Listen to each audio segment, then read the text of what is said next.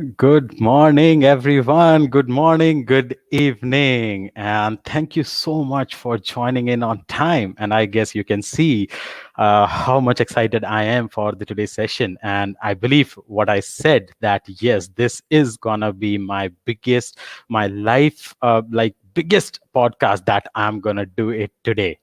I believe everybody knows by the thumbnail, by the post that we have posted. And I'm thank you so much, every individual of you who reacted to those posts and helped me in motivating and gathering the courage, what I'm going to do it today.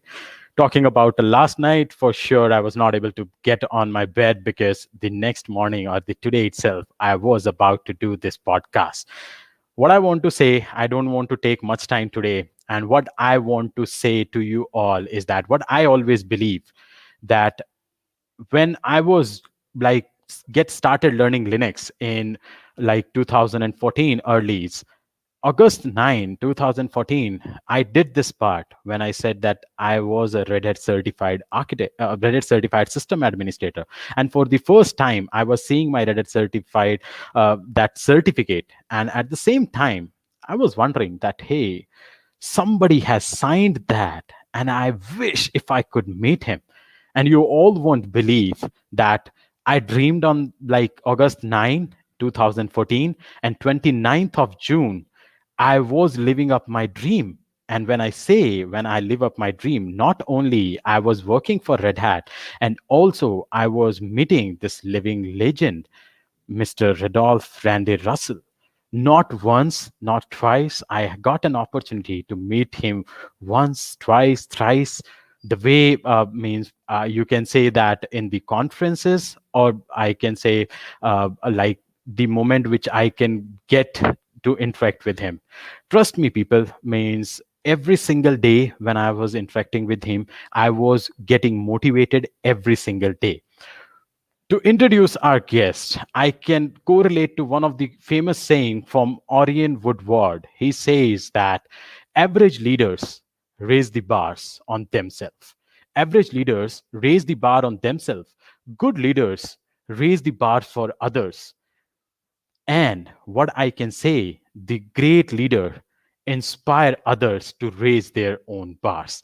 And means what I can totally say proudly, and it is my heavily duty to introduce, and I'm exclusively like I'm excited for this opportunity that God has given to me to bring you a live interactive session, a podcast with the man himself, the person who signs our certificate, the person who is known for as a motivator, as an influencer, and moreover, I can say he is truly a living legend, Mr. Randy Russell. Hello, Randy. Good morning and Hi, cheers to you. Gaurav. Cheers. Thank you. Thank you so much, Randy, for being here with us. And I Thank you for the believe, invite. I'm excited to be yes, here. and I can see the excitement going in the session. A lot of good comments coming out there. People are quite excited to be here to listen from you. What I want to ask you for the first means, Randy, 1994, if I take you back, when you started as a system administrator, or I would say that being a programmer, and today, when you joined Red Hat in 1999, 22 years, and then when you were joining, I believe you were the close to like almost the 100th, under the 100th employee of Red Hat. You were the second instructor who joined Red Hat, and now today you are the director of certification, and I believe rightly I said the only individual who signs our Red Hat certificate on this entire planet.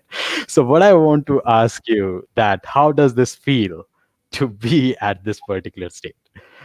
Well, it's been quite a remarkable journey.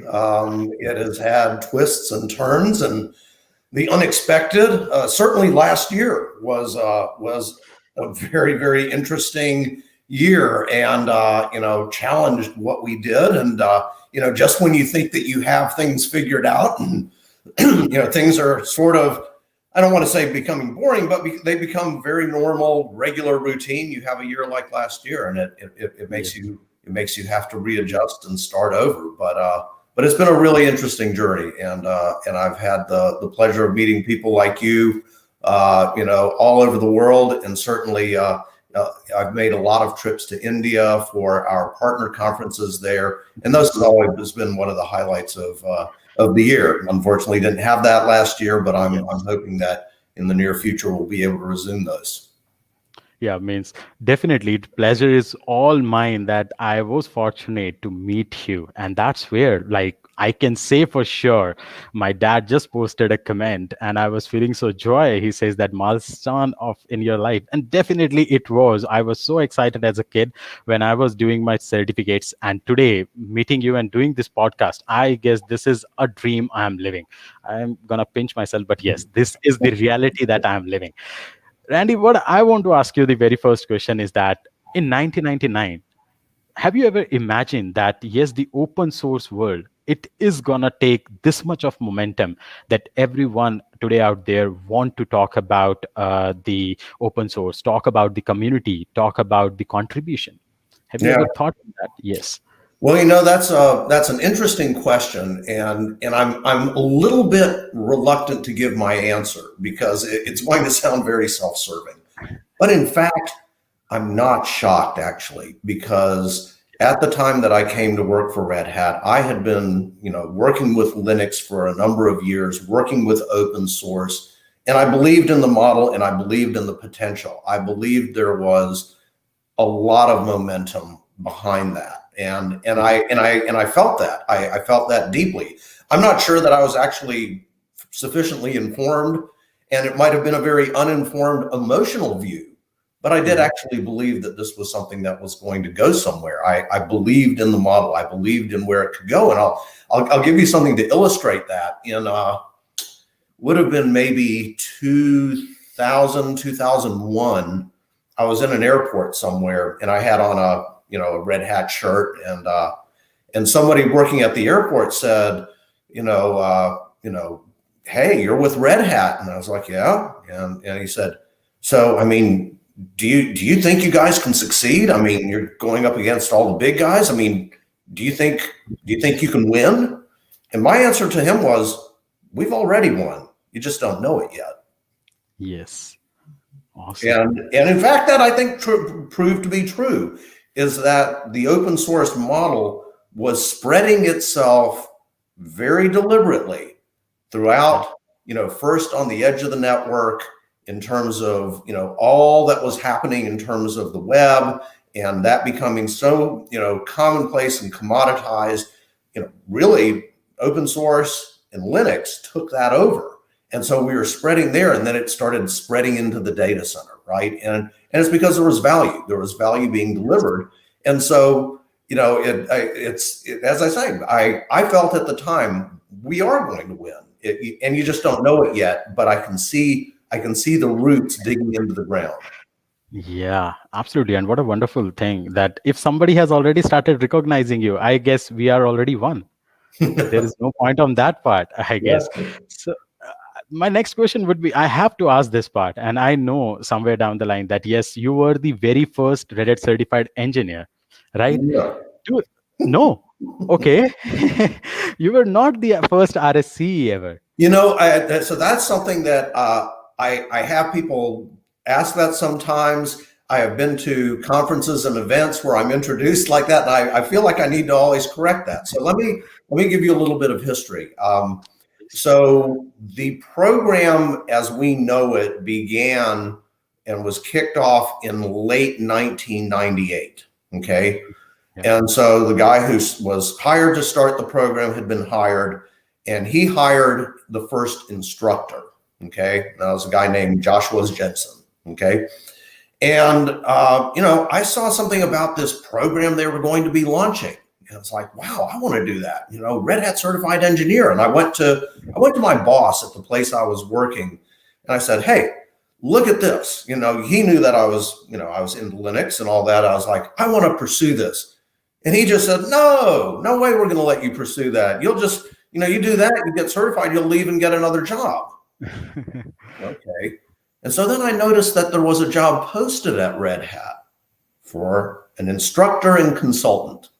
And I thought, I think I could do that, because by then I'd been working with Red Hat Linux, as it was called then. I'd been working with it for some years, and I felt like I knew it pretty well. And so I applied and I heard nothing.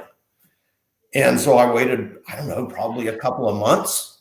And I sent a note again saying, hey, did you get my application? Did you get my resume? And somebody replied back and said, well, no, but no, we're very interested. And, I had an interview about the next day. And next thing you know, I was hired at Red Hat as the second instructor. Well, by then, Red Hat had run maybe 2 or 3 classes of the old RHCE rapid track course and exam.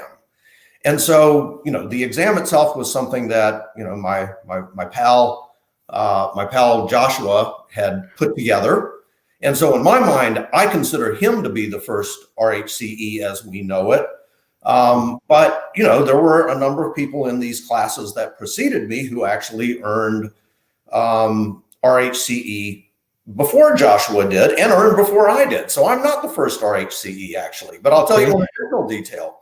So before there was Joshua, before he created the exam and before people took the exam, if we go back to 2018, not 2018, 1998, if we went back to 1998, there was actually something they called the provisional program where you could contact Red Hat and say, hey, I've been working with, Red Hat Linux and I know my stuff and I want to be an RHCE, and they would provisionally grant you an RHCE on that basis. Well, I happen to know the first person and the only one I've ever known who actually did this is a guy in Australia named Richard Keach. And Richard was actually an instructor for Red Hat for many years and a consultant. He's moved on to other things, but he was actually the first, depending on how you want to define it. So I'm glad I get to clear this up because, I don't mind taking credit for things I've actually done, but I can't take credit for being the first RHCE. Mhm. But definitely, that was an interesting thing to hear. I was having this thought that you might be the first one. No. Okay. Now, my follow-up question would be that you signs the Red Hat certificates, right? Means definitely you are the only one on this planet, which I feel like, okay, I'm like goosebump every single time when I saw that attachment. Do you remember when you appeared for your first Red Hat certificate? Who signed that up? Well, so that gets us into a whole other ball of wax here, right? Uh-huh. So when we were in the early days, and you have to understand, I was hired as about the 100th person at Yes. Red Hat, and at that time there was only one place in the world where you could take Red Hat training. There was only one room in that one place where you could take Red Hat training, and that was it. And that was the only place you could take your exam. And then we became big. We added a second room that you could do it in this one place.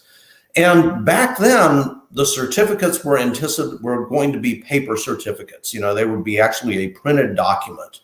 But we weren't sure how we were going to do that. And so we had this growing list of people as we started running these exams and certifying people that we owed certificates to, but we hadn't sent them. And so finally we came up with a template and we had the certificate and we had the list. And, honestly, I never received one of those printed certificates. So the answer is, the answer is nobody signed it because I never got one, because I was one of the people and it was like, yeah, we're not going to worry about you or the, 2 or 3 other instructors that we had at the time. We just need to get these out the door and get them shipped to the people who had come from all over the world to take training and these exams at Red Hat. But then, down the road, things changed. Mm-hmm. Oh my God, means this is something I believe everybody would be amazed to hear that for sure. Yeah. And now I guess everybody knows who's the one who signs the certificate. And I guess we are interacting with you and nothing much. It really feels honored to hear the story out. And I believe, Randy, means if you ask me, means there are some people who live in the dream world.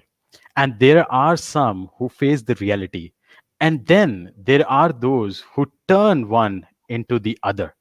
And I always feel in taking everybody's all together, and that's what my motive has always been. Means I started this Cheers with Gaurav because I was fortunate to have these leaders like you in my organization who are open to share.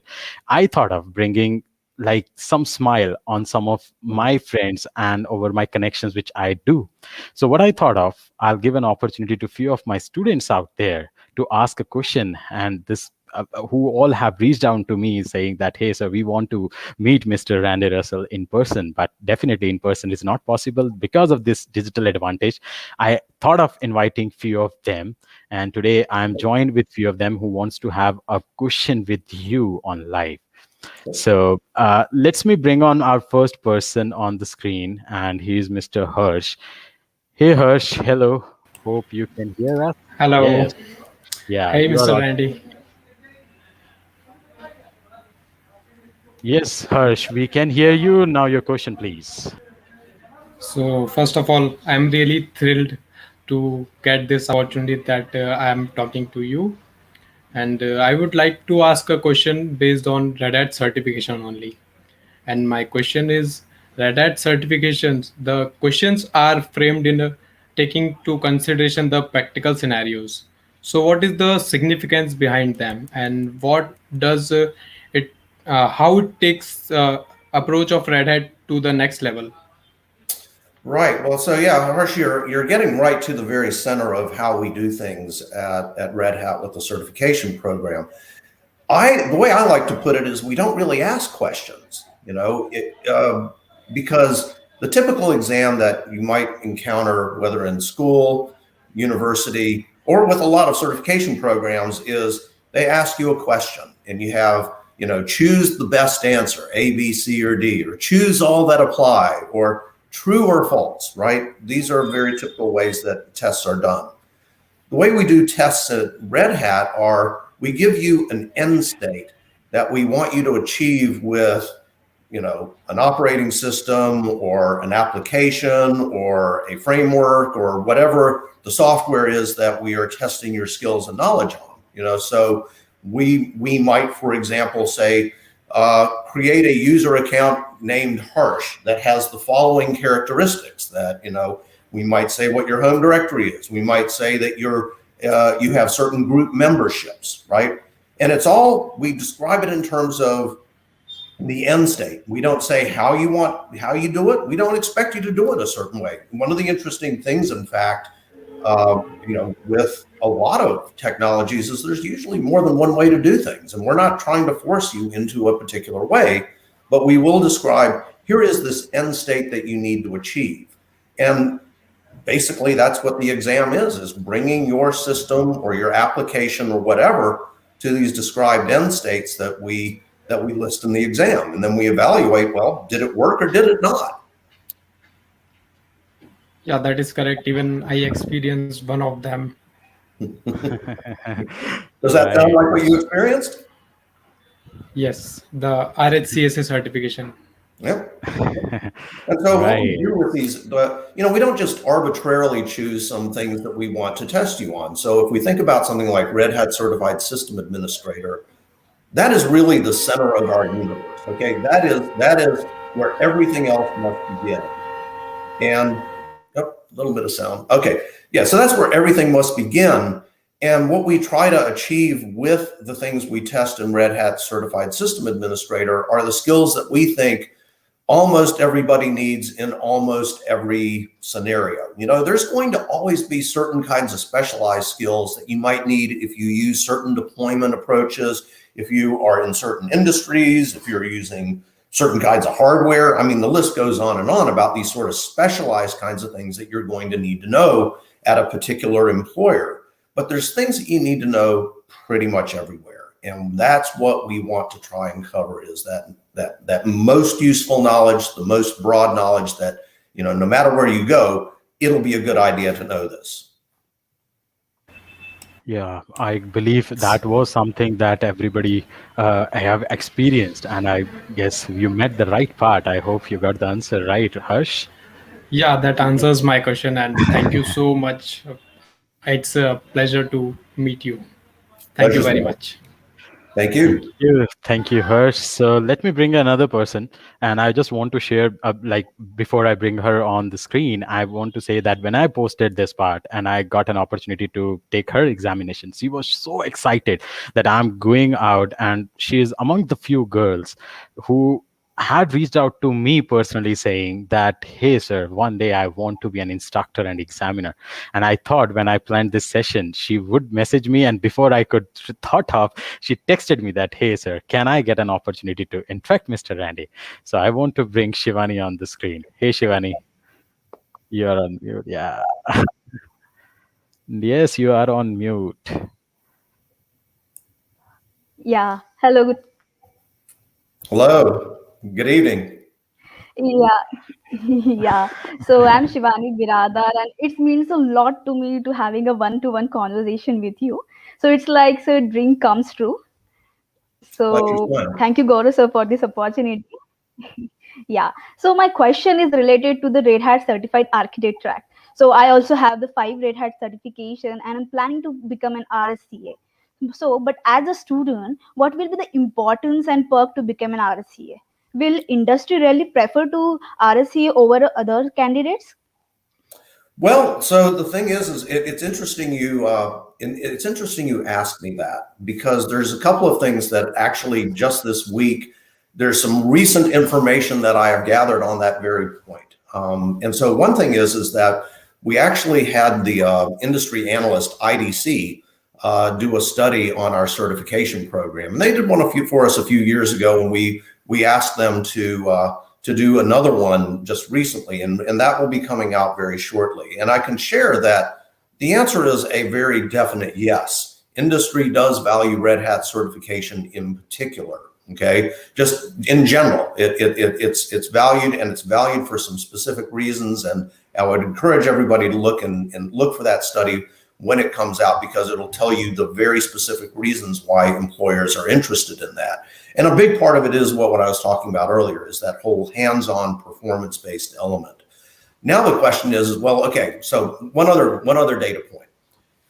Interestingly enough, we are finding that the degree to which employers are looking at for people who are certified is increasing since about 2015. Back in 2015, it was about maybe about 34% of employers said they were actively seeking people who are certified. And that's not bad. That's about a third. And that doesn't mean that they wouldn't give preference to somebody who is certified, but it wasn't something that they were necessarily saying, wow, we really are looking for people who have that credential. If we look more recently, that number has gone up to 74%. And so there really is, just in general, an interest in having people who are certified. And that's not narrowly Red Hat, it's just in general. And so we see the interest in certification in general. We see the interest in Red Hat certification. So now let's think about Red Hat Certified Architect. That puts you at the very top of the pyramid, because what you'll have demonstrated are a number of things. First of all, you'll have that core Red Hat Enterprise Linux knowledge. And everything else that Red Hat does is very much built on that. If you look at the model that we have now, we changed Red Hat Certified Engineer a bit a couple of years ago to where now the emphasis is on Ansible automation. Okay, so now you're somebody who knows Red Hat Enterprise Linux, you know Ansible automation, and then you know a number of other technologies on top of that. It might be other technologies, or it might be that you know something like Red Hat Enterprise Linux deeper. You might know high availability, you might know performance tuning, you might know security, any of these things. And so first of all, you've now amassed all of these different skills, okay? And it's there, it's documented, it's known, and you've proven it through, hands-on testing. But the thing about it is that you've also demonstrated something about yourself quite apart from that particular body of knowledge and skill. What you've demonstrated is that you are somebody who is willing to invest the time and effort to achieve that level of knowledge and skill, and that you're very motivated, you're self-motivated, and it says something about you that's quite separate from the actual technical skills. It says something about you as a person. And I can tell you, we're great at measuring technical skills. We're in the business for. so much of being employed, getting jobs, advancing your career is around some of these other kinds of things that it's not our objective to measure them, but in a sense we do measure them. Ambition, drive, desire to improve, desire to push oneself. Those are critical. And so you're giving some insight about those things in addition to the actual technical knowledge.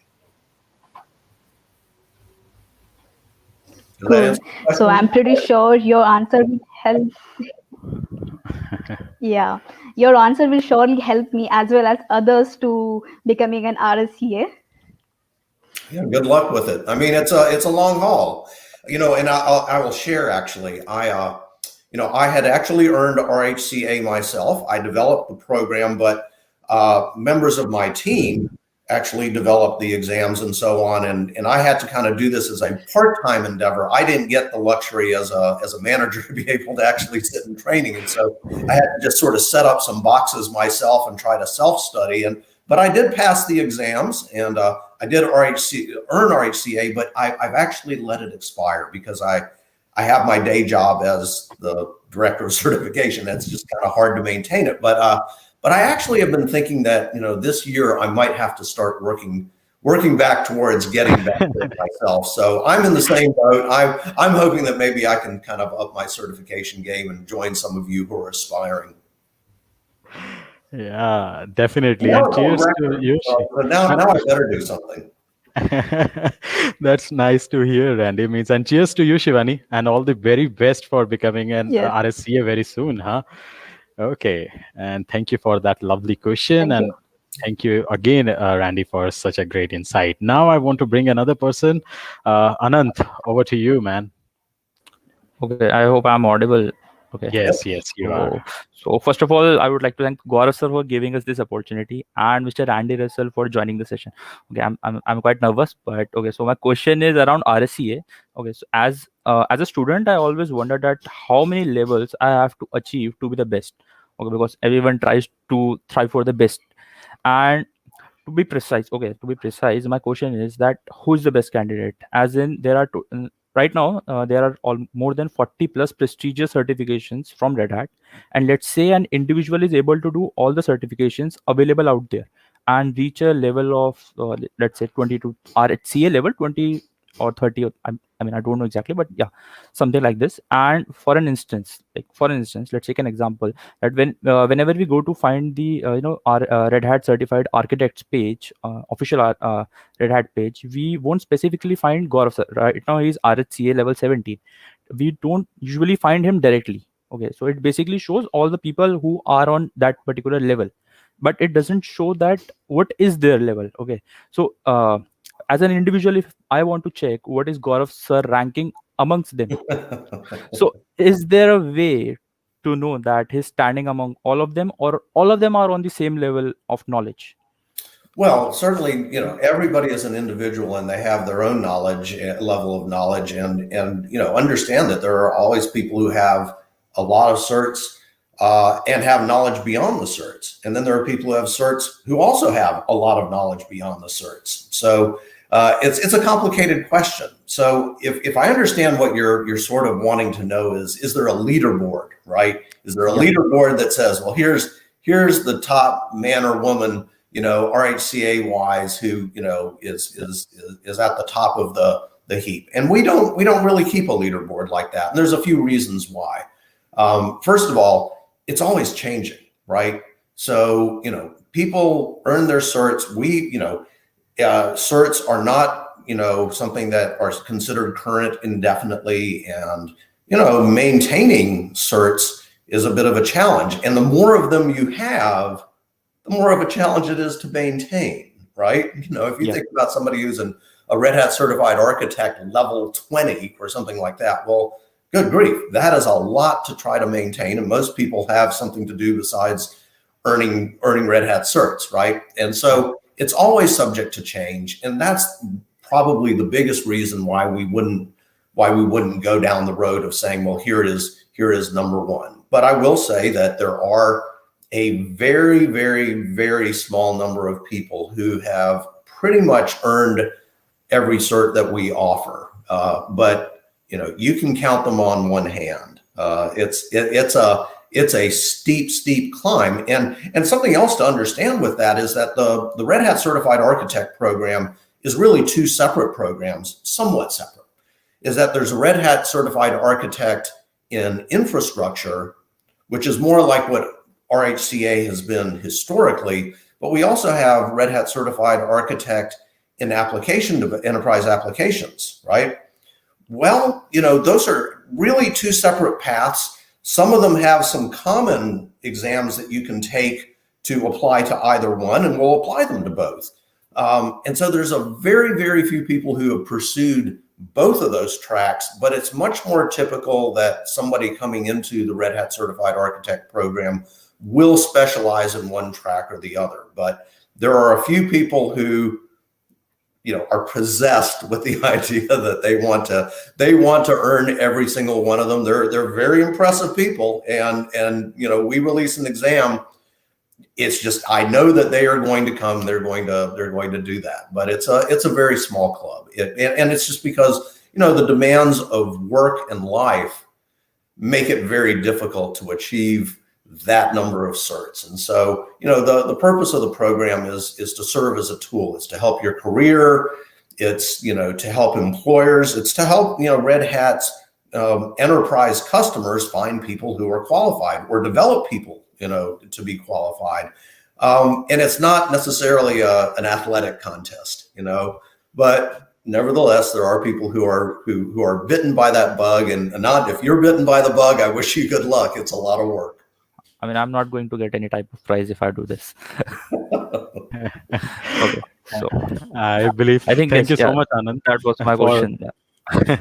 Putting up me on this take, talking about architect level 17. But I always say this to that, the way I say it to all the students, it's all about learning. And that's what motivates me every single day to achieve new certificates and to explore my verticals and try hands-on on different technologies. Yep. So thank you so much, Anand, for bringing that up. Thank you, Randy. Now, okay, let me bring another person over here on the screen. Hey, Priyanjali, hello. Hello. Hello, sir. Hi, And it's pleasure to meet you. Pleasure's And mine. I'm a bit overwhelmed right now. I'm sitting face to face with you, even if it's digitally. My hands are literally sweating. So Mine too. I'll just go on.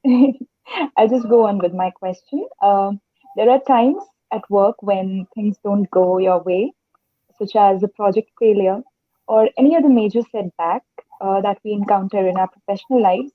So, how did you manage to overcome your failures or fears while people might be criticizing you at times or being jealous of you because you are at such a great position? So, how did you manage all that and reach where you are today? Well, I managed it by never failing. I'm kidding. Oh. That's actually that's a very insightful question, and a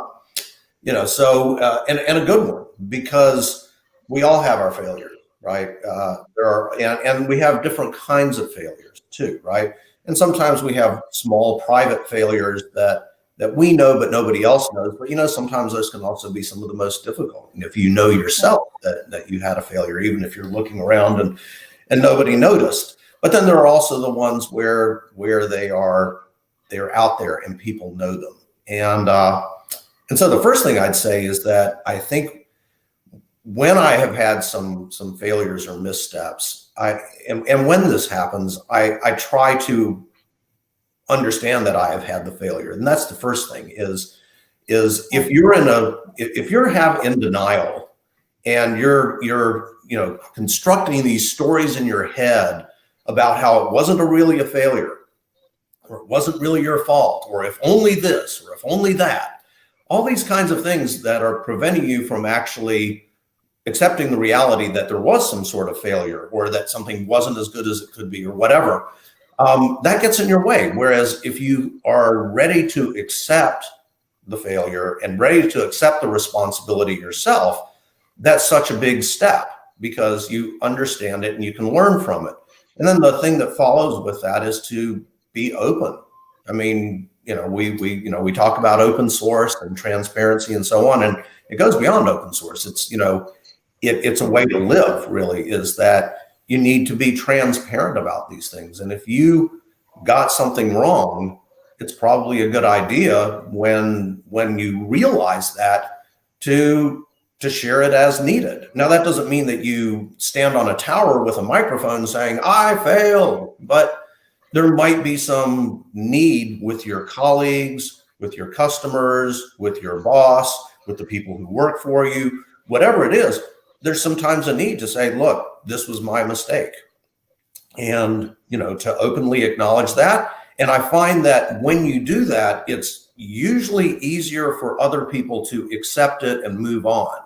When it's more difficult when you fail is when you are in that denial, because then people resent the fact that you don't accept the fact that you had a failure and that you're human and that you have shortcomings. If you're going to always present yourself as perfect, that's not actually going to win hearts and minds with the people around you, be they, friends, family, co-workers, bosses, people who work for you, whatever. You have to be human, and humans fail. And how you handle that is actually a really, really important question. So took me by surprise there, that one, but that's a really good question. I mean, does that kind of give you something to think about or, consider? Yeah, totally. I mean, I always used to wonder that when I do something good, my friends, some of them are a bit jealous, some of them talk behind my back. And you are at such a big position, there might be lots of people criticizing you. Well, yeah. And so there's a sort of a second thing is what happens if you achieve and there are other people who resent your achievement. And, I think one of the keys there is to always have a certain amount of humility about your own achievement. If you're going to be a person who is always talking about themselves and always talking about what you've done, people will get bored of that very quickly. And you can almost start to become a joke if you're somebody who is always talking about yourself, always talking about what you like that, all of us. And if you think about it, you have that sort of reaction and you cease being impressed by anything they have to say.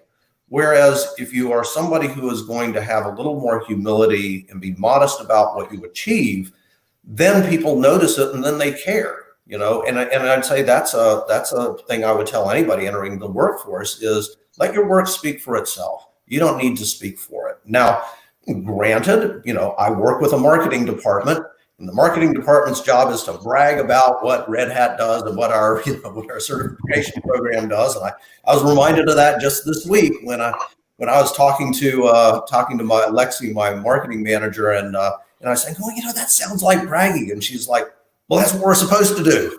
But I'd say on a personal level, don't brag. Let your work speak for itself. Let what you achieve speak for itself, and it will be so much more noticeable than if you make people tune you out because it's like, oh, there she is again talking about herself, because you tend to turn them off. It's just like, and you roll your eyes. True. Thank you so much. Sure. And I guess you rightly put it up across, Randy. Your work should speak. And I guess I want to literally thank Priyanjali specifically and Harsh, who helped me in designing all these thumbnails. So it's all about the teamwork. And for my channel, because of both of these people, I'm able to bring down all that charm and all that on YouTube, that curiosity out there. So thank you so much, Priyanjali, for putting that question up. Thank you so much, sir.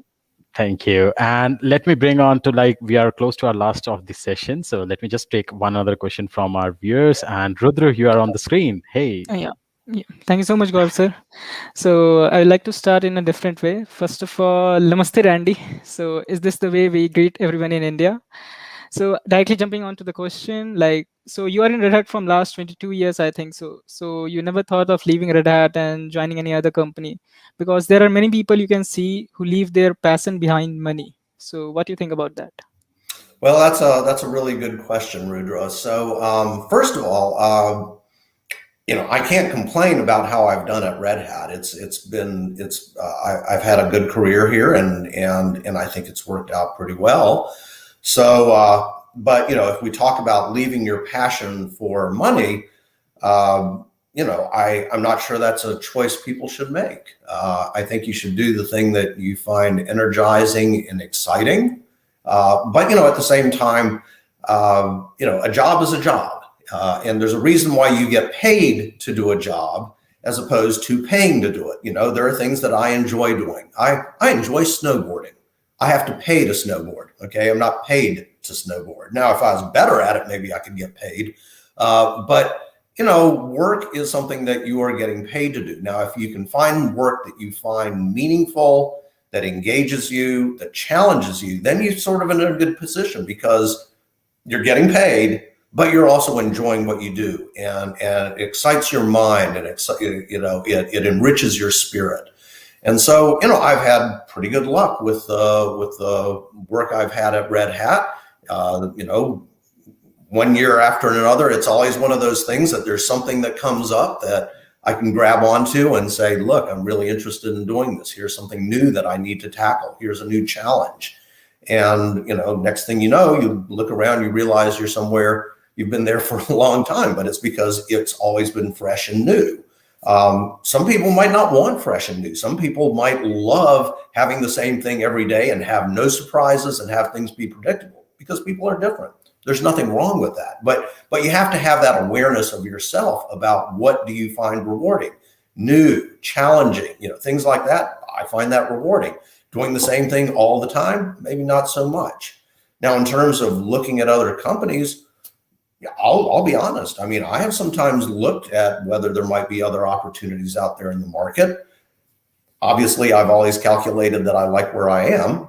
That might not be a permanent calculation, but it's kind of been the calculation I've made for about 22 years here. Yep. Thanks a lot for that. Sure. I believe you rightly put it across. Means your passion definitely determines your focus, and I believe definitely, Randy, means I can say one thing for you. Means talking about your leadership skill, which I have heard that leadership is all about unlocking people potential to become better, and that what I can hear down every single question you come out with so much of spirit that yes, I still want to be an architect, I want to clear more certificates, and that is why you are where you are, right?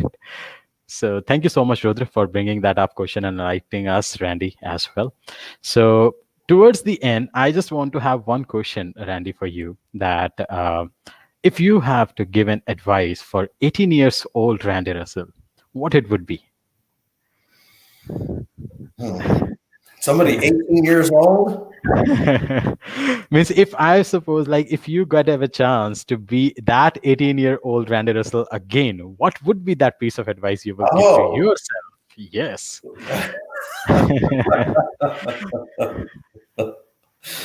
If I was talking to 18-year-old Randy Russell, I would say first, be much less impressed with yourself, because you are not all that, young man. You are not all that at all. Listen to yourself less.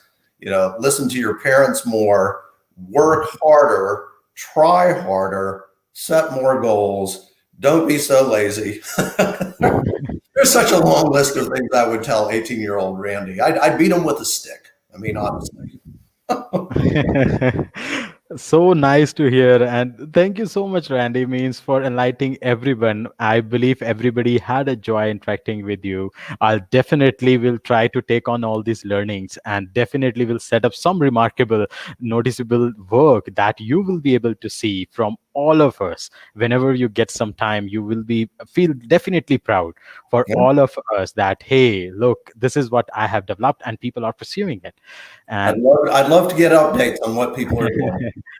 Yeah, and just last few words, any piece of advice that you want to give to all individuals out there who are going to watch this video afterwards? Wow, well, that's a pretty broad question there, Gaurav. But I guess I would say, know when to look inside and know when to look outside. Know when to look outside of yourself. There's a whole world out there. There's a whole world of people out there. It's not all about you. But sometimes you also have to look inwardly and also realize that your entire experience of life and reality is within you, and you have to sometimes turn your attention inward as well. Looking for yourself and finding a true meaning. And thank you so much, Randy. I can't thank enough that you be here. And thank you so much for inspiring all of us as a Reddit certified professional. And we feel always a smiling face that whenever we see that certificate signed by you. It's utmost pleasure to host you over here, and thank you so much. So before you leave, my team has prepared something for you, and I want to go backstage, and I want them to come up on the screen. So let me.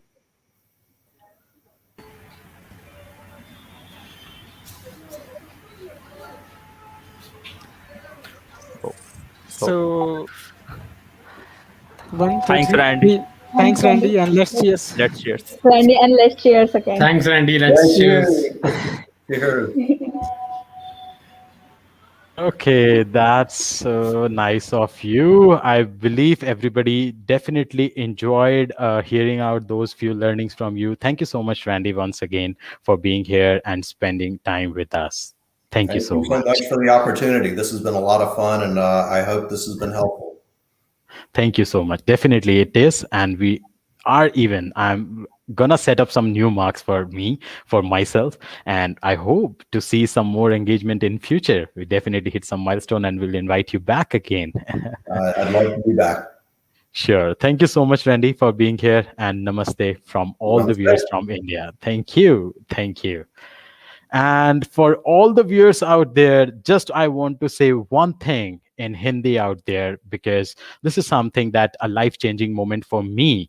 And I just want you all to get remind of one thing. Whenever somebody criticize you, when somebody say that, hey, you are nothing, when somebody let you down, when somebody tried to put you down, just reward with one saying that I have learned throughout my life. And that famous saying is, एक कागज का टुकड़ा ही हूं मैं, एक कागज का टुकड़ा ही हूं, औकात ही क्या है मेरी, एक कागज का ही टुकड़ा हूं, औकात क्या है मेरी, मगर शहर में आग लगाने के लिए काफी हूं. So I just want to say that dream big, never stop dreaming, and moreover, what I want to say, keep chasing your dreams. And thank you so much. I wait you on another session from Cheers with Gaurav. Thank you so much. Take care. Bye-bye.